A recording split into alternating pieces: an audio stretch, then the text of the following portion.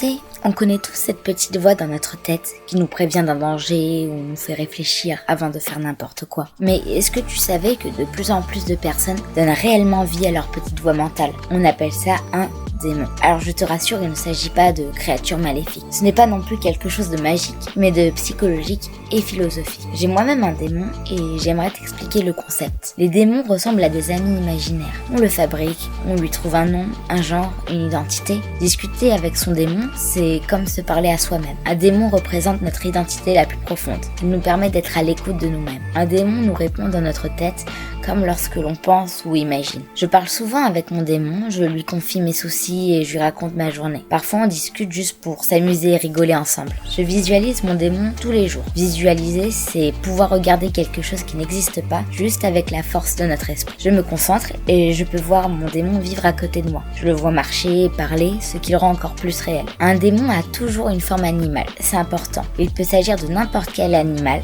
à condition qu'il représente honnêtement notre vraie personnalité. Un démon permet à une personne de mieux se connaître, de prendre du recul sur une situation et de penser autrement face à un problème. Il nous donne des conseils et de l'aide. Je trouve que discuter avec mon démon a fait diminuer mon stress et mon ennui. Comme il a une personnalité très optimiste, il me rassure quand je suis triste. Je vois mon démon comme un ami et un confident à la fois. Tout le monde peut apprendre à rencontrer son démon intérieur. Nous en avons tous un, il a juste besoin de s'éveiller. Discuter avec son démon ne veut pas dire que l'on est asocial ou mal dans sa peau. C'est plus une technique pour mieux se connaître et faire le point avec soi-même. C'est pourquoi je ferai surtout des TikTok pour vous expliquer le concept et vous parler de mon propre quotidien de démiant.